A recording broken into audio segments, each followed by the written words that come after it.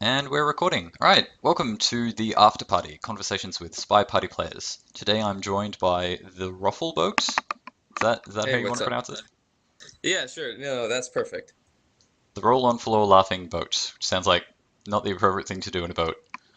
I mean, you could just say boat Boat. or ruffle. Yeah, no, I'll understand either way. awesome. Cool.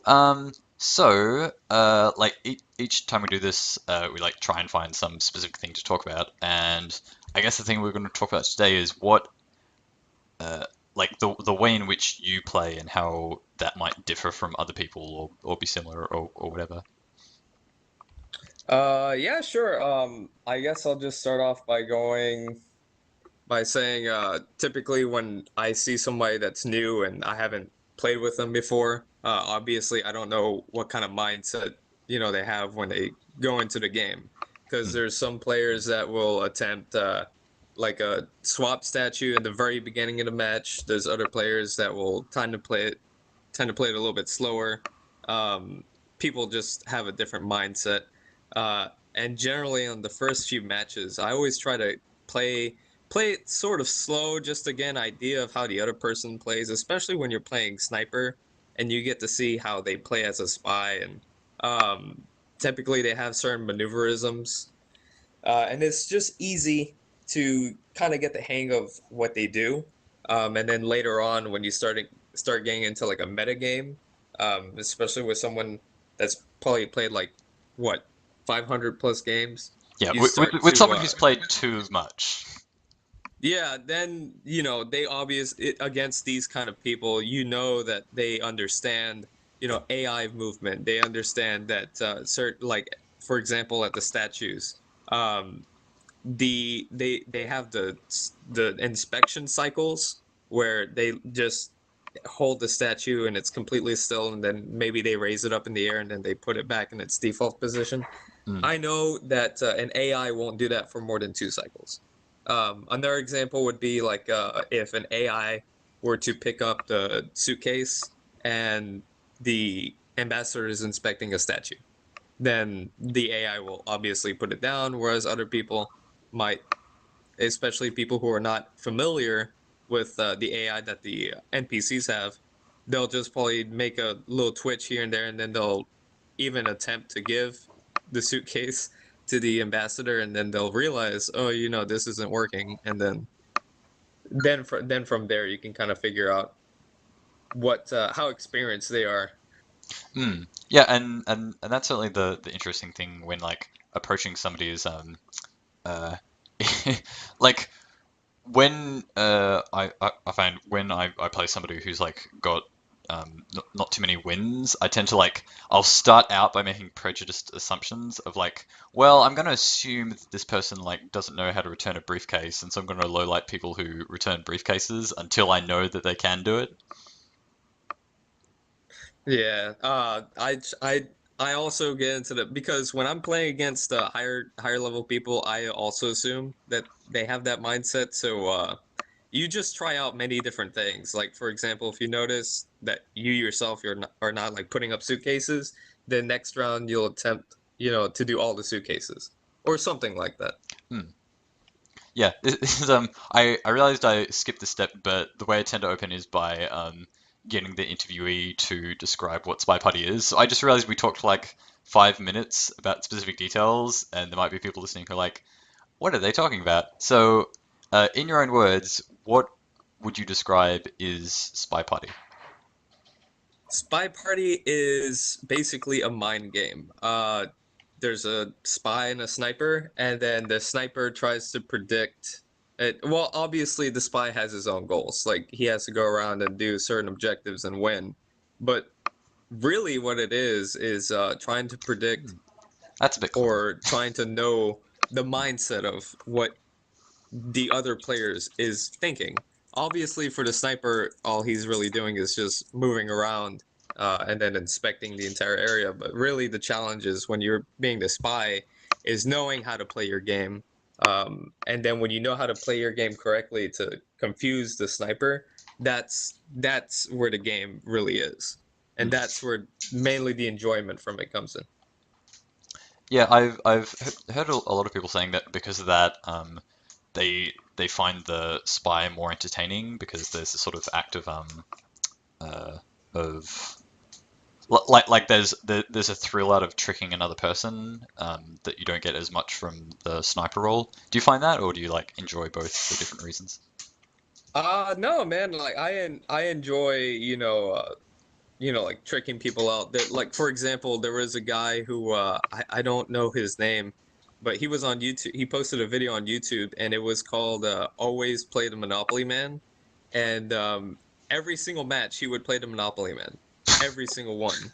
And And the this one didn't match get that he him didn't play the shot? Monopoly Man, I mean, it's not like the sniper is gonna like automatically shoot the Monopoly Man when the game like first starts. Like that would just be ridiculous because then he could not be the Monopoly Man anymore. So Hmm. there goes the aspect of trying to trick out your opponent. But that's one of the more sillier examples. I'm pretty sure there's more in-depth detail of what I'm talking about.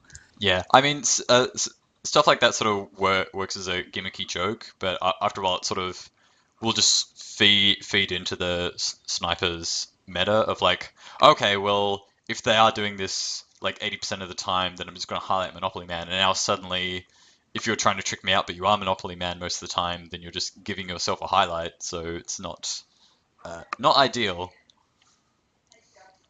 But yeah, Yeah. you're yeah. No, go on. Oh no, I was just gonna say you're right in that there are probably like less like j jokey versions of that tricking someone out that works well. Like when you went to inspect statues the second time, we just played a match that was on like all on Courtyard 2, and Courtyard 2 is interesting because you can do all of your inspects in one visit, and so going to statues twice is suddenly something that the spy wouldn't want to do. Or in my case, you go to it 3 times. You went 3 times that round? Yeah, I went. I think on the third time I was kind of freaking out because you were aiming down on me. So I just assumed that, oh, well, if I go in there a third time, like he'll get the message that I'm not the spy. But of course, I screwed up on the swap that last time, and that's what got me. But I mean, there's other things about Spy Party. One of the things that you mentioned earlier when we first started playing was the new art. Uh, and one of the matches as the sniper, I realized that the statue got swapped, and I knew it was two women, but the women look exactly the same with the exception of like the color of their dresses. Yeah, And I if you mean, forget the there's color of like the two character dress, then models, but yeah. yeah, like two or three, and then you have that issue as a sniper where you have to keep track of that.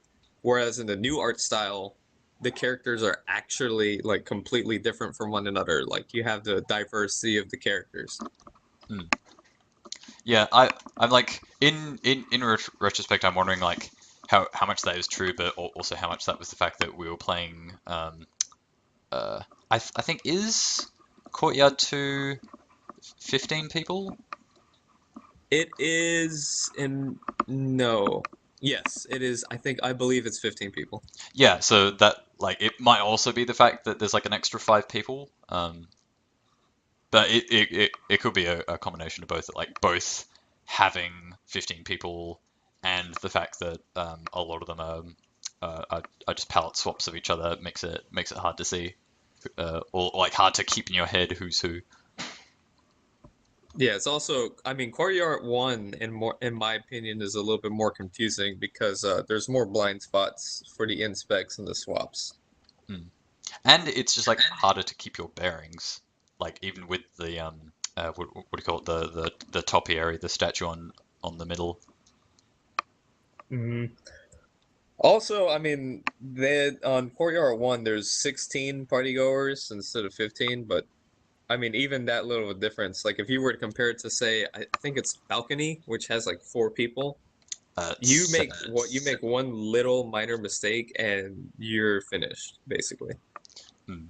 Although like that balcony is interesting because I find it's like the sniper still has to divert their attention. It's just because it's in a small space, they don't have to like move their camera as much, and so it's harder for the spy to know where they're looking. And so that's why I find like spies find it harder on balcony is like the sniper's still diverting attention, but it's like hard to know where the sniper's looking. Yeah, no, I got it. Hmm. So like we played mostly on courtyard, or like entirely on courtyard 2 this round. So it's like um do you do you play that like a lot of the time? Is it like a map that you find interesting? Um, I used to like when I first started playing, the only real maps to really play on that were actually moderately balanced were Ballroom, Courtyard 2, to an extent Courtyard 1, and I believe that was it. Maybe I forgot. I don't know which one is the one where the sniper doesn't move at all. It's just a long hallway, and there's like three bookcases, and they Oh, all the statues are in the middle of the Panopticon. hallway. Oh yeah, so like those three maps, and I played before the new art styles like kicked in, before like modern was actually playable. Hmm. Um, and I think I got back on after about 4 or 5 months, just to check to see what was new, and then I played the majority of the day today with other people on the new balcony, I believe. Oh, cool. And that challenge with the new art characters is it's definitely different because I'm not used to having all the models completely different, and there's like a higher level of detail to pay attention to. Hmm. I mean, I've rattled off on this point before, but my theory is, um, uh, it like now for people learning, it's like harder on sniper, but then when they get used to it, it'll be harder for spy because experienced snipers on new art will have all of this like visual information stored in their head, and so they'll know like what this character talking from this angle looks like, and it'll be like easier for them um, to like keep track of who's doing what. But I know like Do that you that's my theory. do you think they're ever going to get rid of the old art? Oh yeah, no, they will. It's just going to take a long time because it takes like 9 months to make 5 characters. Yeah, I kind of like the old art as the way it is. Not, I mean, in the sense that it's hard to differentiate against most of the characters, and I feel like that adds a new meta to Huh? to the gameplay. Hadn't considered But that. I mean, I'm not saying that, the new art shouldn't, take over. It's just an observation that, maybe some people can choose to play both, kind of like what they did in Halo Anniversary, Oh where yeah, you where could choose you between the push a old and the button. new. The one problem is though there is one program working on this game, and that's a really hard technical problem apparently. So I Oh don't know yeah, how feasible that would be. But yeah. yeah. But I mean, that's just something that I thought about. Hmm.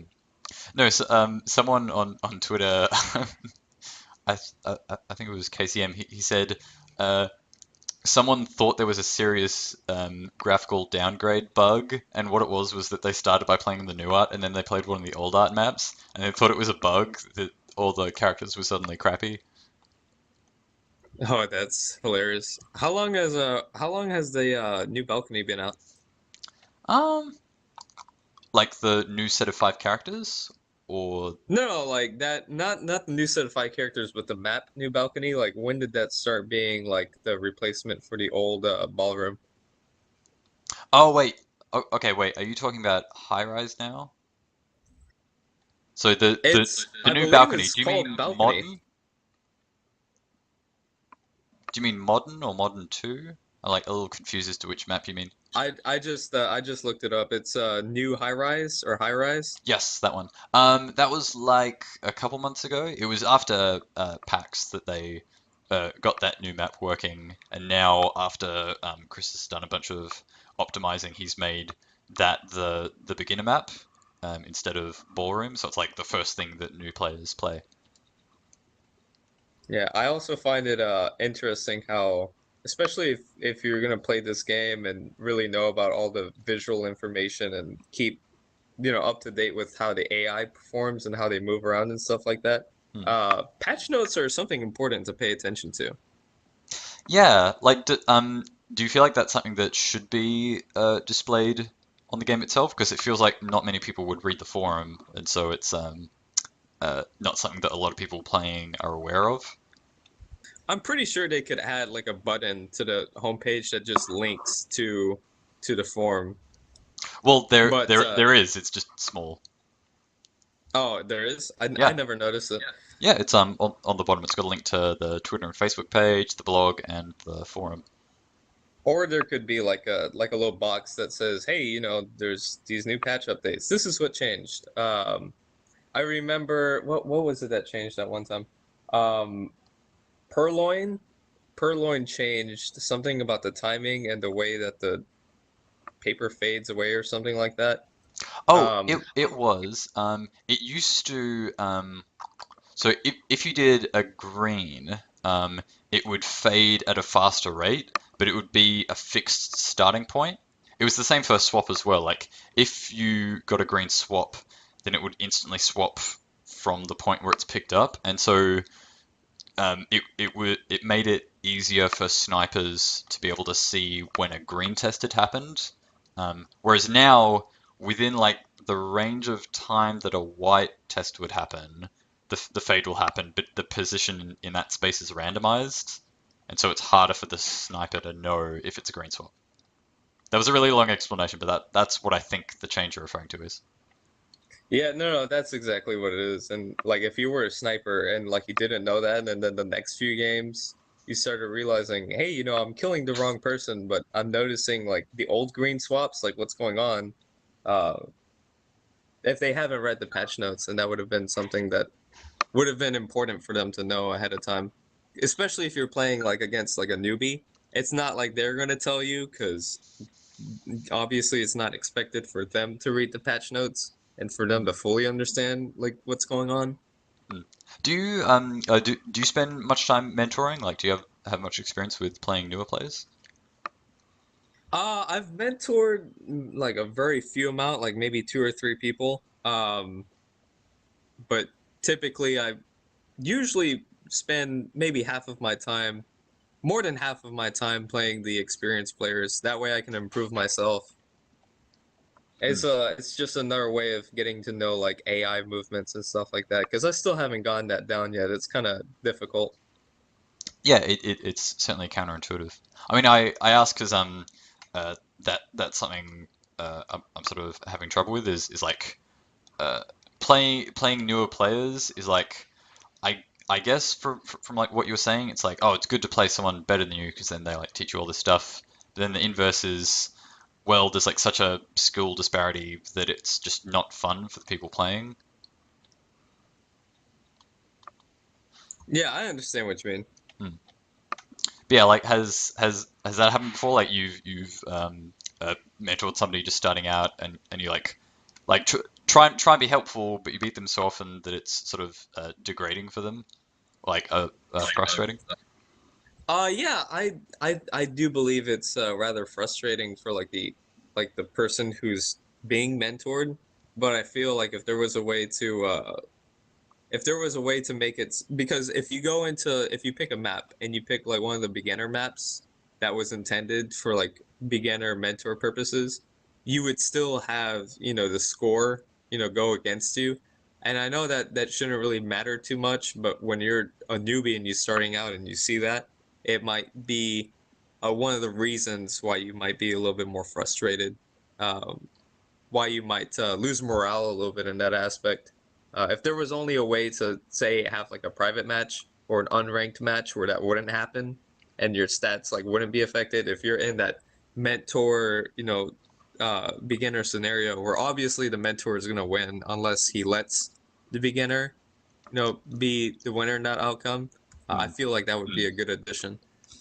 Yeah, I'm not sure about that because I feel like uh players learn the most when they lose. So it's like now sort of going against myself. Before I was saying, well, losing is bad, and now I'm saying that losing is still Losing is important. necessary. Yeah, so but because you're learning all that stuff from those matches you lose, that's going to make up a lot of matches, and so then suddenly this is like skewing data of like how much you've played. Like, hmm. So wait, like are you suggesting that those matches still get counted, but you're like playing in a space where it isn't displayed? And so you don't know the experience of the other person? Mm, I don't know how I would implement it.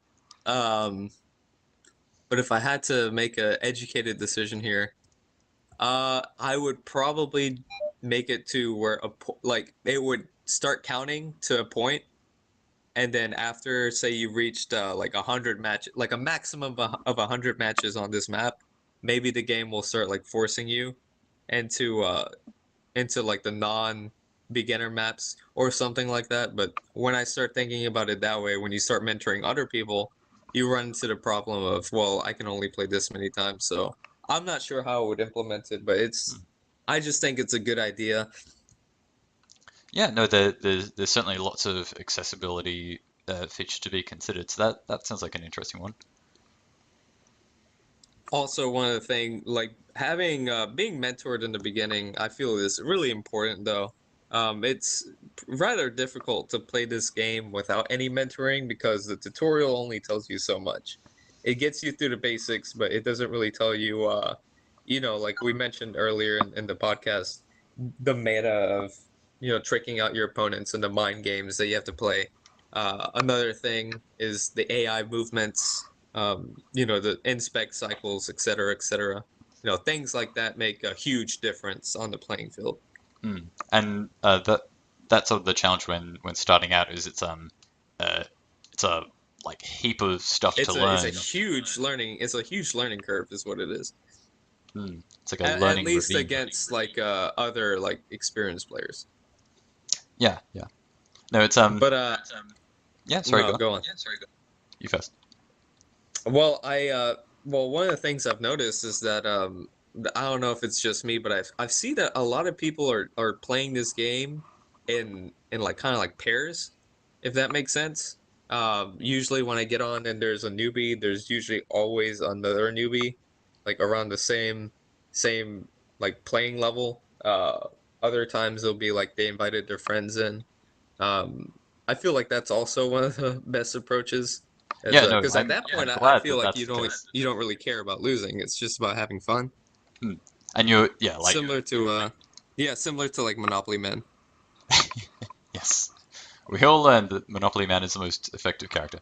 No, that's I hadn't noticed that, so that's actually kind of reassuring that people are doing that because it's like, oh, that like it is the sort of like ideal way to learn with a friend to like share the load of um, figuring out how the heck to play this weird game.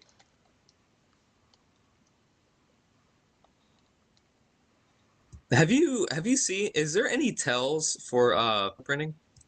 For fingerprinting. Because yeah, I don't believe I know of any. So it's Softail like seducing or inspecting statues. So it's just if you're the next person to pick up an item that the ambassador touched, then you could have fingerprinted, and so the spy could suspect you for that. Oh, but there isn't any hard tells for that though. Nope, nope. I mean, do you like that difference between what is a Softail and a hardtail is an interesting distinction I find now that we have like an even number of them. It's interesting to consider like how people sort of mix them up. Like, do you have you played much with Fingerprint? I tried to avoid fingerprint because I'm not 100% familiar with it. I mean, I know how to do it, Hmm, but I haven't done it enough to where I feel comfortable doing it. In a setting where like I'm trying to play serious. right. It was funny when it was first put in. Everyone was that way, and so just no one would be playing Fingerprint because they weren't comfortable with it. So it's funny how new features in the game people are like hesitant to play with because they know that they'll screw up with it. Do you play fingerprinting a lot?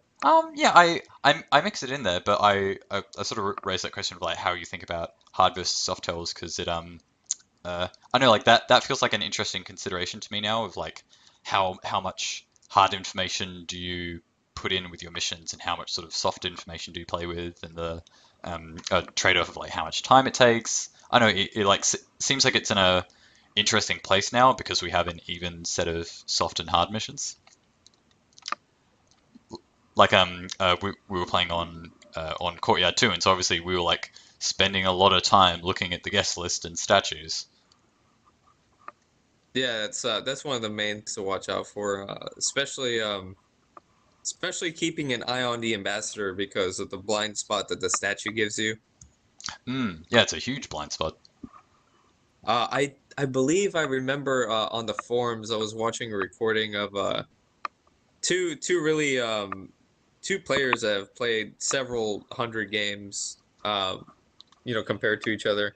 And one of the things that in one of those matches is just keeping an eye on that ambassador because they know that once that sniper he has to go around to see those other statues because he can't miss a potential swap, and Yeah. then that would be the time to easily get an ambassador bug because there's no way they can see you.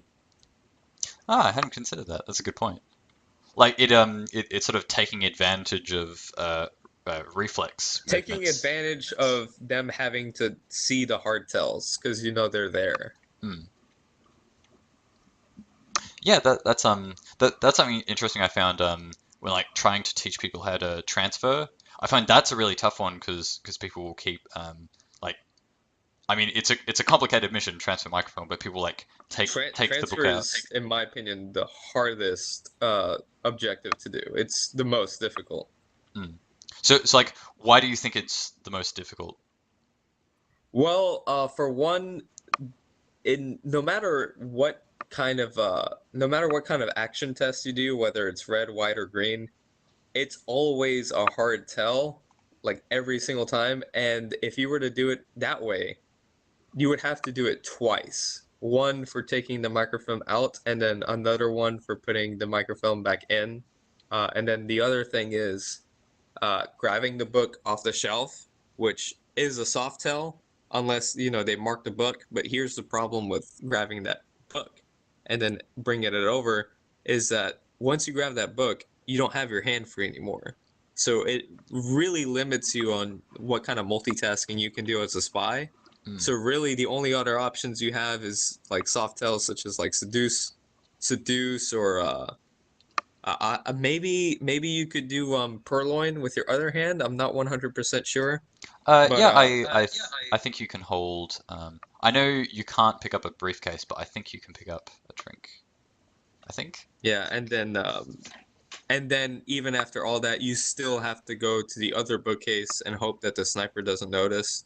That in itself, the entire action of going from one bookcase to the other is a hard tell in itself.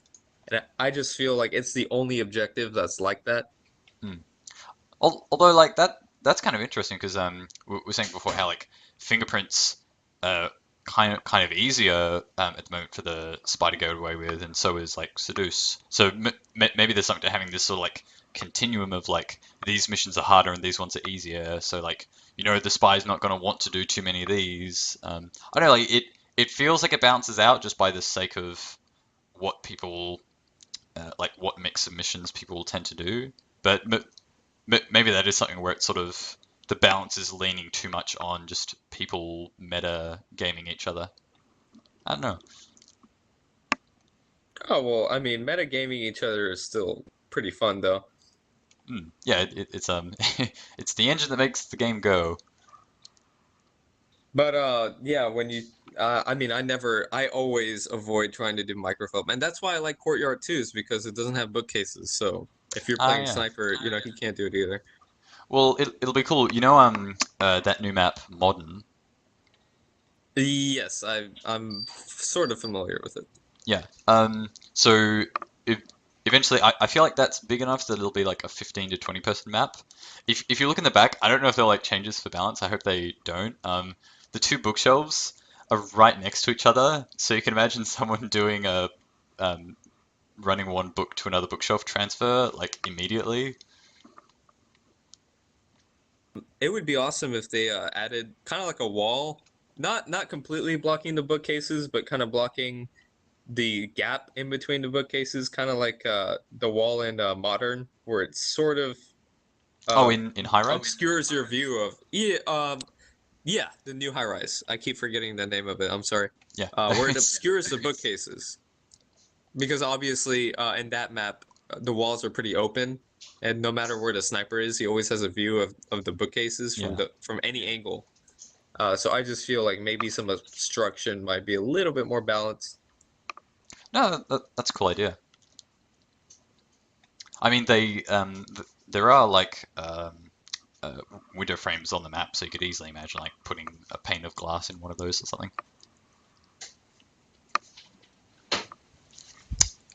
You know, I've never noticed that none of the maps have windows, like actual glass.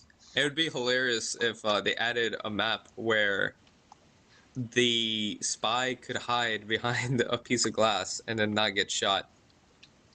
Well, there's what is it? Someone suggested a, a map where there's a skylight, like the roof is made of glass, and so the sniper's always looking down through the sheet of glass. Oh, really? Yeah, but That would be pretty awesome, actually. although I guess that's not the thing you're talking about, where there's like some glass that you can't shoot through. I guess like you don't want to limit too much what the sniper can shoot through. Or, like the things that you do limit it to are like always hard surfaces, and so like having some glass that's not shootable would be confusing for people. Yeah. Though one map that I thought would be a pretty cool addition is if you notice as a sniper, the W and S keys are relatively use. Or I'm sorry, that's for zoom. Um, but your movement is restricted to just A and D. It's left or right. Well, And what if there was a map? also if you hit Q or E, you lean left and right. Oh yeah, there's I completely forgot about that feature. I It was there never really. just for Panopticon because there was this problem where uh because you can't move around, there are some pillars that you just can't see through, so someone could just hide behind it. And it was just for that map. Yeah, although like it's also useful in like other situations when you want to like peek around to see if someone's swapped or things like that.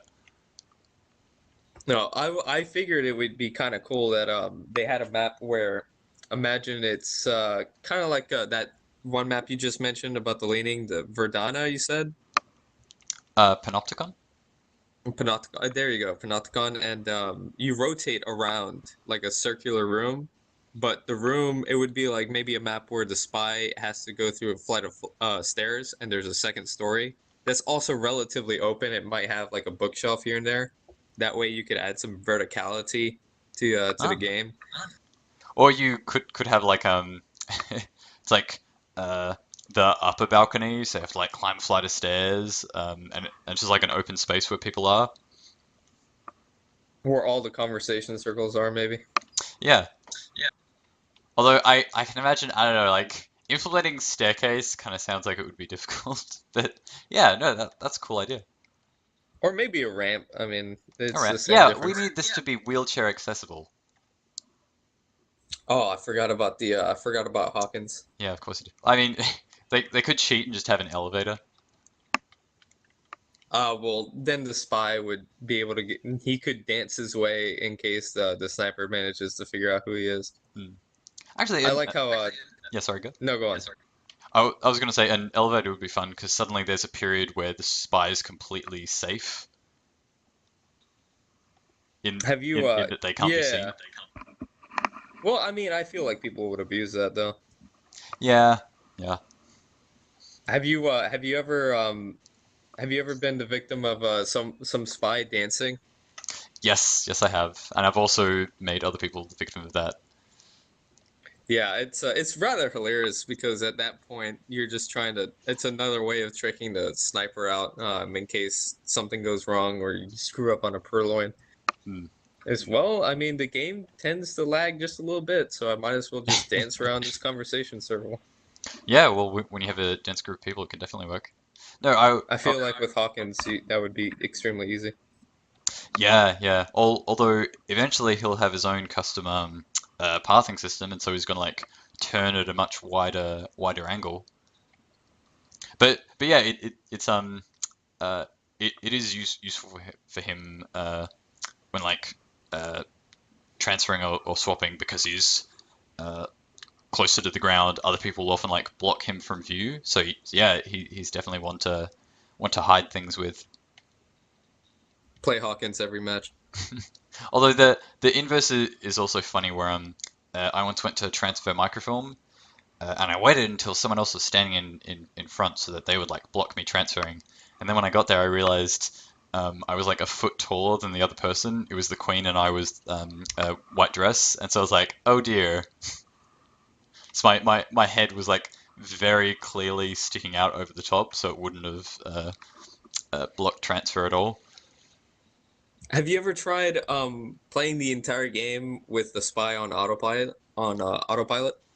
I like I think it's doable like one in a few to like trick the sniper out. But the problem is if you're playing a good sniper, they'll quickly figure out that nothing's being done. Yeah, I can see that happening. But Unless it again you depends. got into that meta where you're trying to trick them out.